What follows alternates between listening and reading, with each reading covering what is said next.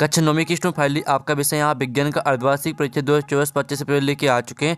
आप लोग बहुत सारे कमेंट आए थे कि यहाँ विज्ञान विषय का अर्धवार्षिक परीक्षा पेपर लाओ, तो फाइनली आपका पेपर आ चुका है और इस वीडियो में हम संपूर्ण उत्तर सहित आपका पेपर कंप्लीट करेंगे। ठीक है, तो इस वीडियो को आपको ध्यान से देखना है और आप यहाँ पर डेली पूर्णांक आपका 75 अंक रहेगा, समय आपका यहाँ पर 3 घंटे रहेगा और साथ ही आप यहाँ पढ़ सकते हैं अर्धवार्षिक परीक्षा 2024-25 कक्षा 9वीं विषय विज्ञान। ठीक है, तो चलिए स्टूडेंट जो आपका विज्ञान विषय पे वो देख लेते हैं और साथ ही आपके निर्देश आते हैं तो आप निर्देश यहाँ पढ़ लीजिए। सही प्रश्न करना अनिवार्य है। फिर आपका दूसरा आता है प्रश्न क्रमांक 1 से 5 तक वस्तुनिष्ठ प्रकार के प्रश्न जिनके लिए 30 अंक निर्धारित है। ठीक है, तो आप यहाँ पर निर्देश पढ़ लीजिएगा। अब चलिए आपको जो विज्ञान विषय पे वो देख लेते हैं, तो आपको यहाँ पर थोड़ा जूम करके दिखाते हैं जिससे आप यहाँ पर अच्छी तरह देख पाएंगे। ठीक है स्टूडेंट, तो आप यहाँ पर देख लीजिए आपके आते हैं सही विकल्प चुन के लिखिए जो कि आपके 6 नंबर के रहेंगे। तो जो आपका पहला आता है पदार्थ की किस अवस्था में कणों के मध्य न्यूनतम रिक्त स्थान होता है, तो इसका आपका ऑप्शन आता है ठोस, बा आता आपका द्रव और सा आता आपका गैस और दा आता जल। तो जो आपके यहाँ पर दिया गया पदार्थ की किस अवस्था में कणों के मध्य न्यूनतम रिक्त स्थान होता है, तो इसका राइट आंसर आपका ठोस हो जाएगा। फिर आपके यहाँ पर दूसरा आता है, तो दूसरा देख लीजिए वायु 1 बिलियन है। ठीक है, गैस में गैस का और बाता गैस में द्रव का और साता द्रव का गैस में और दाता द्रव का हवा में। तो जो आपके यहाँ पर दिया गया वायु 1 बिलियन है, तो इसका राइट आंसर आपका आ हो जाएगा गैस में गैस का। गैस में गैस का आपका राइट आंसर रहेगा। फिर आपके यहाँ पर तीसरा आता है, ठीक है, मैग्नीशियम क्लोराइड का सूत्र है। ठीक है, तो इसका आपका ऑप्शन आता है MgCl2 और बाता Mg, ठीक है, Mg2Cl2 और साथ आपका Mg2Cl और दाता MgOCl2। ठीक है, तो जो आपके यहाँ पर दिया मैग्नीशियम क्लोराइड का सूत्र है, तो इसका जो राइट आंसर रहेगा वो रहेगा आपका MgCl2। ठीक है, MgCl2 आपका राइट आंसर हो जाएगा। फिर आपके यहाँ पर चौथा आता है सबसे पहले किस कण की खोज हुई, तो इसका आपका ऑप्शन आता है न्यूट्रॉन, बाता आपका प्रोटॉन और साथ आपका इलेक्ट्रॉन और दाता मेसॉन।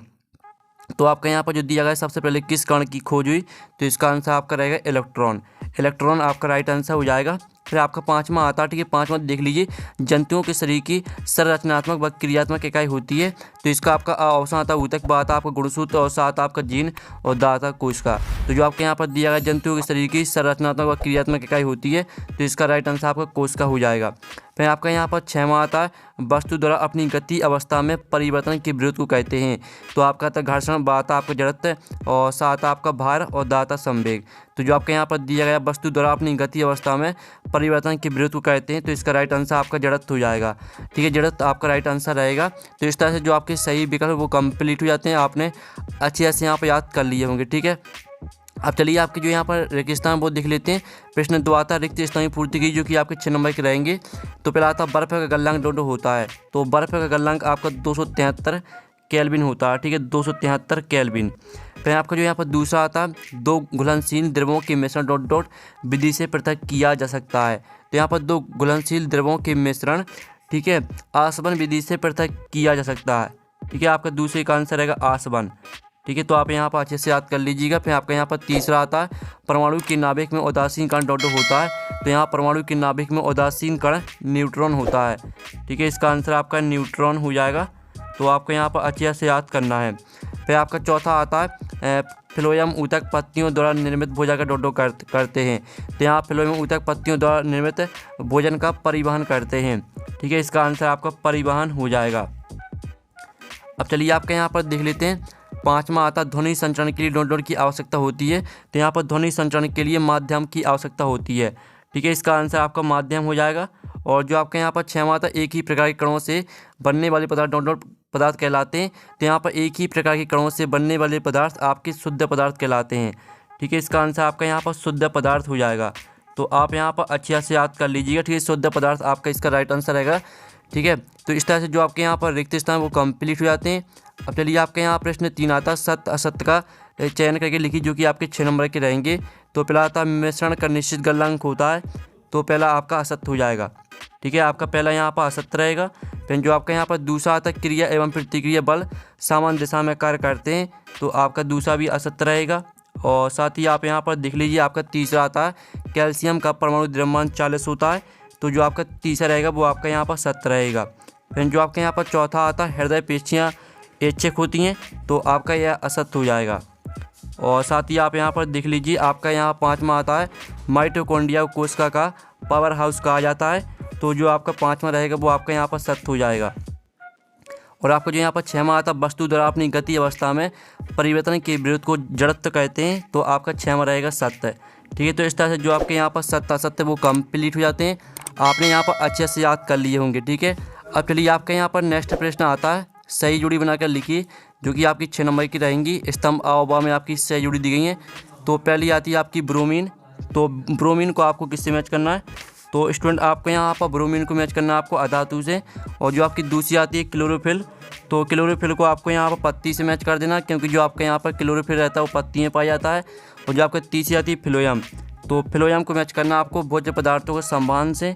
और जो आपकी चौथी आती है भार का ऐसे ही मात्रक, तो इसको आपको न्यूटन से मैच कर देना है। और जो आपका आता है जाइलम, तो जाइलम को आपको मैच कर देना है यहाँ पर जल एवं खनिज लवणों का संवहन से। ठीक है, ये आपकी 5वीं हो जाएगी। जो 6वीं आती गति के द्वितीय नियम, तो इसको आपको F बराबर ma से मैच कर देना है। ये आपकी 6वीं हो जाएगी। ठीक है, अब चलिए आपका जो नेक्स्ट क्वेश्चन है वो देख लेते हैं। तो प्रश्न आपका 5 आता है। ठीक है, एक शब्द वाक्य में उत्तर दीजिए, जो कि आपके 6 नंबर के रहेंगे। तो पहला आपका आता 300 के तापमान पर डिग्री सेल्सियस में क्या मान होता है? तो इसका जो राइट आंसर रहेगा वो आपके यहाँ पर 27 डिग्री सेल्सियस हो जाएगा। फिर आपका जो यहाँ पर दूसरा आता है पदार्थ के एक मोलर अणु का द्रव्यमान उसका क्या कहलाता है? तो जो आपका इसका राइट आंसर रहेगा वो आपका यहाँ पर मोलर द्रव्यमान हो जाएगा। ठीक है, मोलर द्रव्यमान आपका इसका राइट आंसर रहेगा। तो आपको यहाँ पर अच्छे से याद कर लेना है। ठीक है, और आप यहाँ पर वीडियो को लाइक ज़रूर कर लीजिए। अब चलिए आपका यहाँ पर तीसरा आता परमाणु की नाभिक की खोज किसने की थी? तो आपको बताना है कि जो परमाणु की नाभिक की खोज किसने की थी। तो जो यहाँ पर परमाणु की नाभिक की खोज की थी वो यहाँ पर रदरफोर्ड ने की थी। ठीक है, तो तीसरे का आंसर आपका रदरफोर्ड हो जाएगा। अब चलिए आपके यहाँ पर चौथा देख लेते हैं। तो चौथा आपका आता कार्य करने की दर को क्या कहते हैं? तो यहाँ पर कार्य करने की दर को कहते हैं शक्ति। ठीक है, तो आपके यहाँ पर शक्ति राइट आंसर रहेगा। फिर आपके यहाँ 5वां आता है m द्रव्यमान की वस्तु जिसका वेग v है, इसका संवेग क्या होगा? तो जो आपके यहाँ पर m द्रव्यमान की वस्तु है जिसका वेग आपका v है, तो इसका जो संवेग रहेगा वो आपका m × v हो जाएगा। ठीक है, ये आपका रहेगा यहाँ पर 5वीं का आंसर। फिर जो आपका 6वां आता मानव शरीर की सबसे बड़ी कोशिका है। तो मानव शरीर की जो आपकी यहाँ पर सबसे बड़ी कोशिका है वो है आपकी अंडकोश का। ठीक है, अंडकोश का आपका इसका यहाँ पर राइट आंसर रहेगा। तो इस तरह से जो आपके यहाँ पर एक शब्द वाक्य में उत्तर दिए गए थे वो आपके यहाँ पर कंप्लीट हो जाते हैं। ठीक है, आपने यहाँ पर अच्छे से याद कर लिए होंगे। अब चलिए आपका यहाँ पर प्रश्न आता है 6, जिसमें आप यहाँ पर देख सकते हैं ऊर्ध्वपातन को परिभाषित कीजिए। तो स्टूडेंट जो आपका क्वेश्चन यहाँ पर दिया गया है, ठीक है, ऊर्ध्वपातन को परिभाषित कीजिए। तो इसका आंसर आप यहाँ पर देख लीजिए। ऊर्ध्वपातन एक ऐसी प्रक्रिया है जिसमें कोई ठोस पदार्थ बिना द्रव अवस्था में आए सीधे वाष्प में बदल जाता है। ठीक है, ये आपके यहाँ परिभाषा हो जाती है। और इसका आपको उदाहरण रहेगा कपूर आयोडीन। ठीक है, आपका 6वें क्वेश्चन का आंसर हो जाता है। फिर जो आपका इसका अथवा दिया गया वाष्पीकरण की गुप्त ऊष्मा से आप क्या समझते हैं? तो इसका आंसर देख लीजिए। वाष्पीकरण की गुप्त ऊष्मा वह ऊर्जा जो किसी द्रव को उसी तापमान पर द्रव से गैसीय अवस्था में बदलने के लिए आवश्यक होती है। ये आपका 6वें क्वेश्चन का आंसर। ठीक है, सॉरी 6वें का अथवा का आंसर है आपका। तो इसे आपको याद कर लेना। ठीक है, अच्छी तरह से। फिर आपका जो यहाँ पर 7वां आता मिश्रण से आप क्या समझते हैं? ठीक है, तो इसका जो आंसर है वो हम यहाँ पर देख लेते हैं।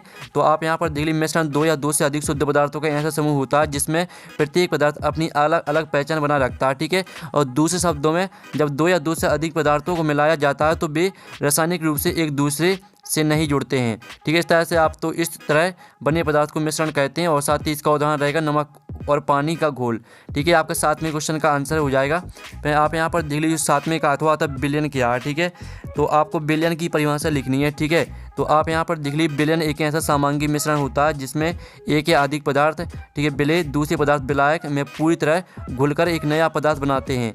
ये आपका 7वें का अथवा का आंसर। ठीक है, जो हम आपको यहाँ पर आंसर कराते जा रहे हैं इनके आपको स्क्रीनशॉट लेते चलना है। फिर आपका 8वां आता परमाणु द्रव्यमान इकाई को परिभाषित कीजिए। ठीक है, तो आप यहाँ पर देख लीजिए, इसका आंसर रहेगा परमाणु द्रव्यमान इकाई को कार्बन 12 के एक परमाणु के द्रव्यमान के 1/12वें भाग के रूप में परिभाषित किया जाता है। ठीक है, आपका 8वें क्वेश्चन का आंसर।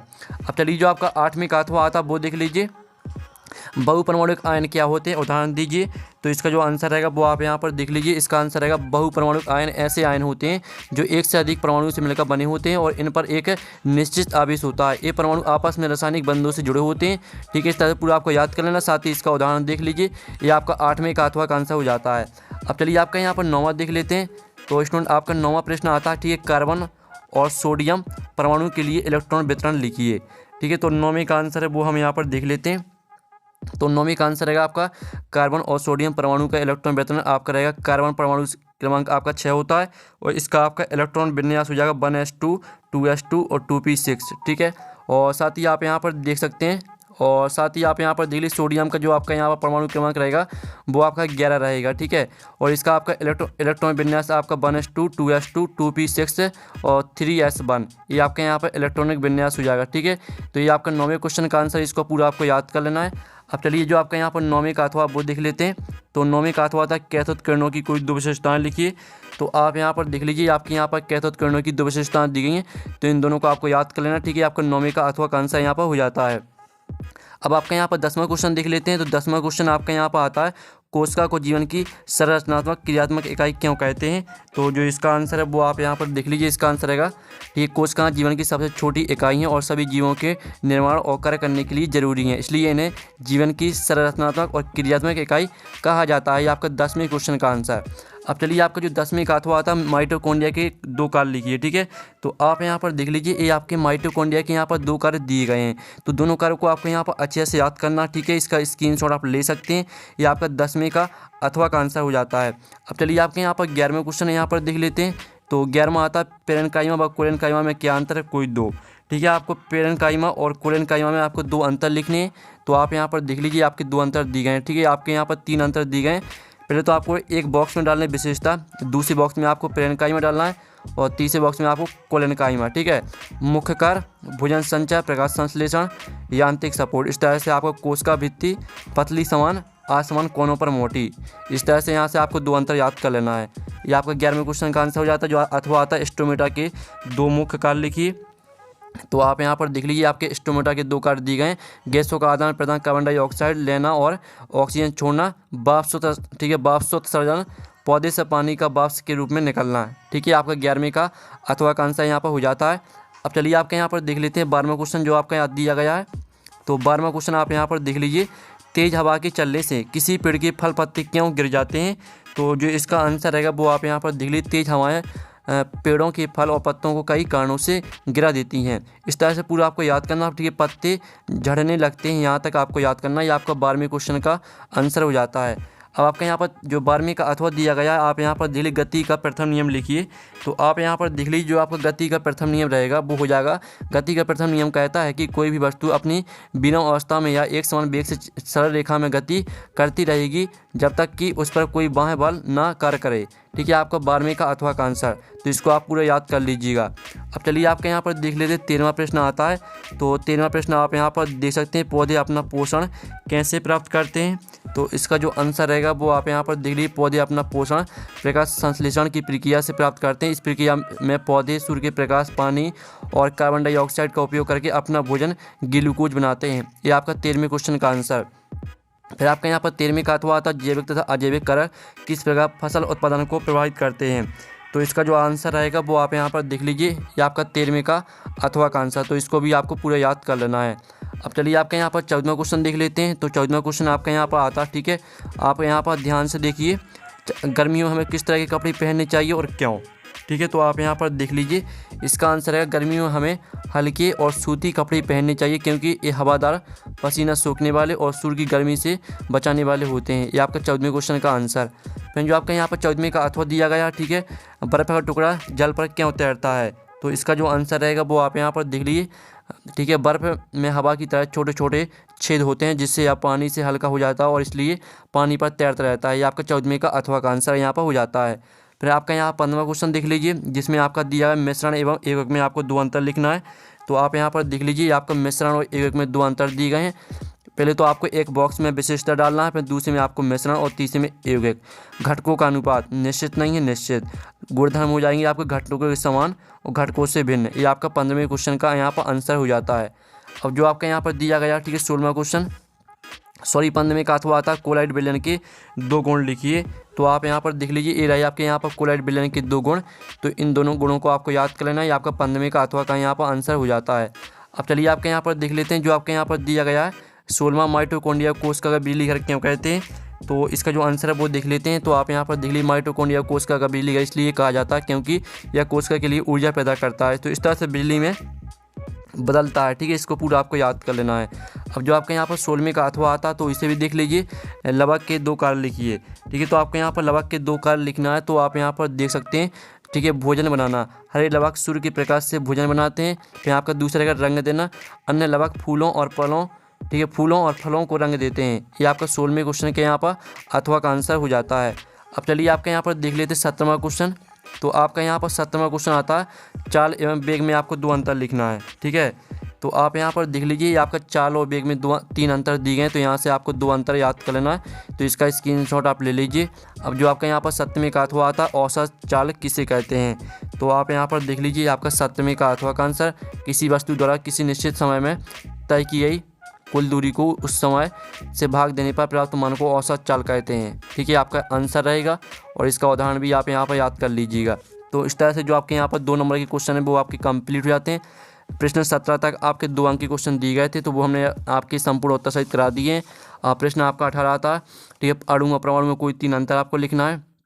इसका अथवा आता समस्थानिक से आप क्या समझते हैं, हाइड्रोजन की समस्थानिकों को लिखिए। फिर आपको 19वां आता प्रोकैरियोटिक एवं यूकैरियोटिक कोशिका में 3 अंतर लिखिए। फिर आपका अथवा आता कोशिका का बिजली घर पावर हाउस किस अंग को कहते हैं और क्यों, ठीक है। फिर आपका यहाँ पर आता 20वां जाइलम एवं फिलोएम में क्या अंतर है, कोई 3 आपको लिखना है, ठीक है।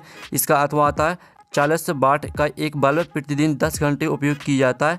बल्ब द्वारा एक माह में खर्च की गई विद्युत ऊर्जा का यूनिट में परिकलन कीजिए, ठीक है। आपका 20वें का अथवा का क्वेश्चन दिया गया है और जो इनकी आंसर है वो भी हम आपको बता देंगे। पहले आप यहाँ पर क्वेश्चन ध्यान से देख लीजिए। फिर आपका 21वां आता है पादप कोशिका का नामांकित चित्र बनाइए। इसका अथवा आता है जंतु कोशिका का नामांकित चित्र बनाइए। फिर आपका 22वां क्वेश्चन आता है, तो 22वां क्वेश्चन आप यहाँ पर देख सकते हैं, पादप कोशिका एवं जंतु कोशिका में आपको 4 अंतर लिखने हैं। इसका अथवा आता समश्रुति विभाजन और अर्धश्रुति विभाजन में आप 4 अंतर लिखिए, ठीक है। फिर आपका यहाँ पर 23वां क्वेश्चन आता है, तो इसे भी आप देख सकते हैं। तो इस तरह से जो आपका पेपर है वो कंप्लीट हो जाता है। और साथ ही जो आपके 4 नंबर के प्रश्न हैं और जो आपके 3 नंबर के प्रश्न हैं, इनका सॉल्यूशन आएगा नेक्स्ट वीडियो में, क्योंकि वीडियो काफ़ी यहाँ पर लॉन्ग हो चुका है, ठीक है। तो हम नेक्स्ट वीडियो में सॉल्यूशन कराएंगे। और आप पेपर का PDF डाउनलोड करना चाहते हैं तो उसकी लिंक वीडियो के डिस्क्रिप्शन में दी गई है, तो आप वहाँ से पेपर का PDF भी डाउनलोड कर सकते हैं।